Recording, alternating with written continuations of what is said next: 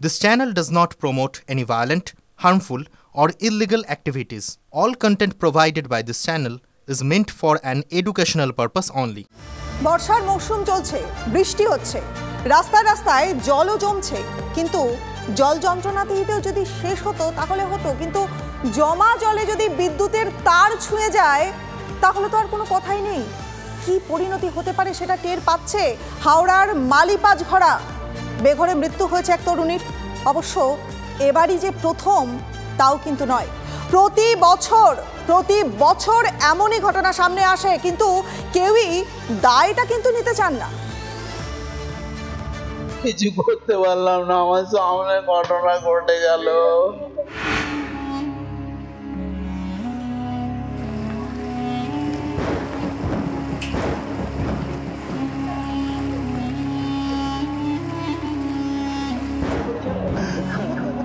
এখন দেখুন কি করে কি চালাতে হবে, নানান রকম ওরা এই দোকান ও দোকান করছে। মাস দেড়েক আগে নবান্নে পুরসভা নিয়ে বৈঠকে রুদ্রমূর্তি ধারণ করেছিলেন মুখ্যমন্ত্রী মমতা বন্দ্যোপাধ্যায়। বৈঠকের শুরুতেই মমতার নিশানায় হাওড়া পুরসভা। পুরো পরিষেবা নিয়ে ব্যাপক ক্ষোভ প্রকাশ করেছিলেন মুখ্যমন্ত্রী। হাওড়ায় কোনো মিউনিসিপ্যালিটি নেই, এসডিওর আন্ডারে আছে, সুতরাং 4 জন এমএলএ ডাইরেক্টলি অ্যাডভান্টেজ দিচ্ছে।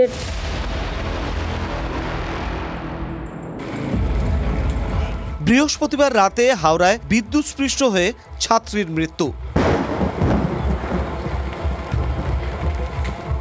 হাওড়া পুরসভার 4 নম্বর ওয়ার্ডের ভৈরব ঘটক লেনে বৃষ্টির জল জমে রয়েছে। এমএসসি দ্বিতীয় বর্ষের ছাত্রী পৌরবী দাস বোনের সঙ্গে বাড়ির পাশেই একটি অনুষ্ঠানিতে যাচ্ছিলেন। পরিবারের দাবি, বাড়ি থেকে বেরিয়ে জমা জল পেরিয়ে যাচ্ছিলেন 2 বোন। সেখানে একটি বিদ্যুতের তার ঝুলছিল।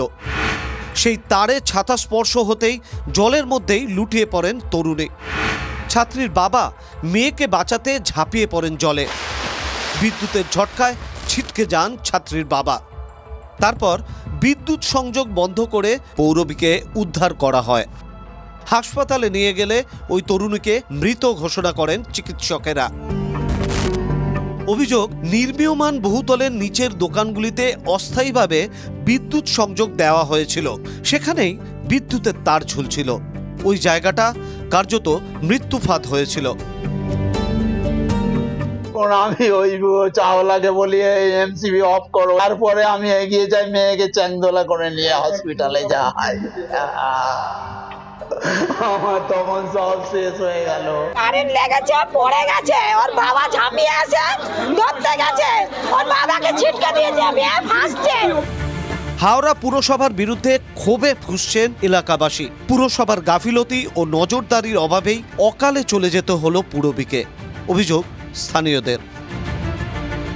জলের সমস্যা এখানে সারা জীবন আছে, কোনোদিনও মিটবে না। এখানে বিনা বৃষ্টিতেও জল জমে যাচ্ছে। আর গাফিলতি দেখুন, ওই বাড়িটার গাফিলতি এটার জন্য হচ্ছে, এখানে তার পড়েছিল বলে। তারগুলি যে বিপজ্জনক অবস্থায় ঝুলছিল তা কার্যত স্বীকার করে নেন সিএসসি কর্তৃপক্ষ।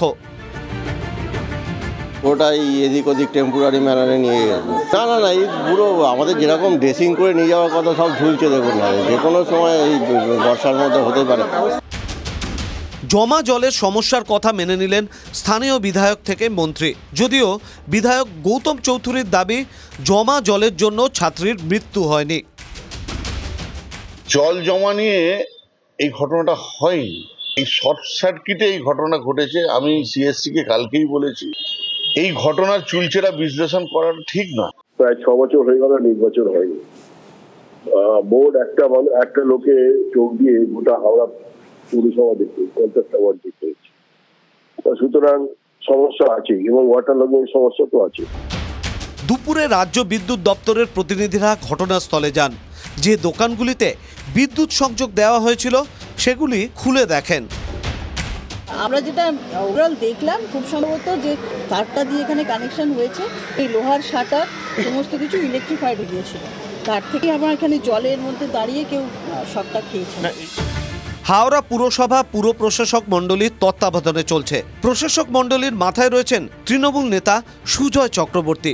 পুরো পরিষেবা নিয়ে প্রচুর অভিযোগ এলাকাবাসীর। সিএসসির দিকে আঙুল তুলে কি দায় ঝেড়ে ফেলতে পারে পুরসভা? প্রাথমিক তদন্তের পর পুলিশ জানিয়েছে পৌরবীর বাবার দোকানের সামনেই বৈদ্যুতিক তার ছিঁড়ে ঝুলছিল, সেখান থেকেই বিদ্যুৎস্পৃষ্ট হওয়ার ঘটনাটি ঘটে। মালিপাঁচঘরা থানার পুলিশ একটি অস্বাভাবিক মৃত্যুর মামলা রুজু করে তদন্ত শুরু করেছে। এলাকার মানুষ চাইছে কবে এই পরিস্থিতির পরিবর্তন হবে, আর যেন কোনো পৌরবীর মতো প্রাণ না যায়। তারা দাবি করছেন দ্রুত এই সমস্যার সমাধান করা হোক। হাওড়া থেকে ক্যামেরায় অভিজিতের সঙ্গে সুব্রত, TV9 বাংলা।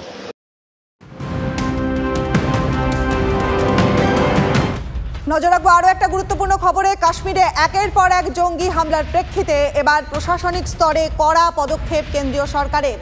মেয়াদ শেষের আগেই বিএসএফের ডিজি নীতিন আগরওয়াল এবং বিএসএফের স্পেশাল ডিজি YB খুরানাকে পদ থেকে অপসারণ করা হলো।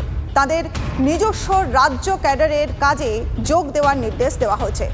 কাশ্মীরে জঙ্গি হামলার প্রেক্ষিতে লাগাতার দিল্লির নর্থ এবং সাউথ ব্লকে প্রশাসনিক পর্যালোচনা বৈঠক চলছিল এবং তারপরেই এই পদক্ষেপ নেওয়া হয়েছে। কাশ্মীরে একের পর এক জঙ্গি হামলা এবং সেই জঙ্গি হামলার প্রেক্ষিতে এবার প্রশাসনিক স্তরে কড়া পদক্ষেপ গ্রহণ করল কেন্দ্রীয় সরকার। মেয়াদ শেষের আগেই বিএসএফের ডিজি নীতিন আগরওয়াল এবং বিএসএফের স্পেশাল ডিজি YB খুরানাকে পদ থেকে অপসারণ করা হলো। তাদের নিজস্ব রাজ্য ক্যাডারে যোগ দেওয়ার নির্দেশ দেওয়া হয়েছে।